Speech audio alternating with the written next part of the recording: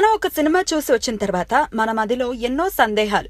Movie beginning లో కనిపించిన వ్యక్తి మళ్ళీ ఎందుకు కనిపించలేదనో, ఎక్కడో లాజిక్ మిస్ అయిందనో తెగ ఆలోచిస్తూ ఉంటాం.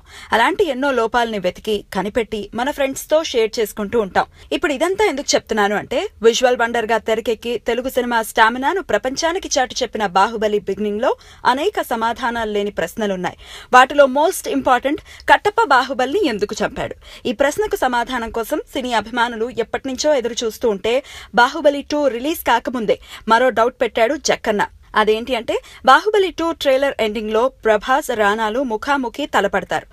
ఇందులో ఏముంది, క్లైమాక్స్ లో జరిగేది ఇదేగా అని మీరు అనుకోవచ్చు.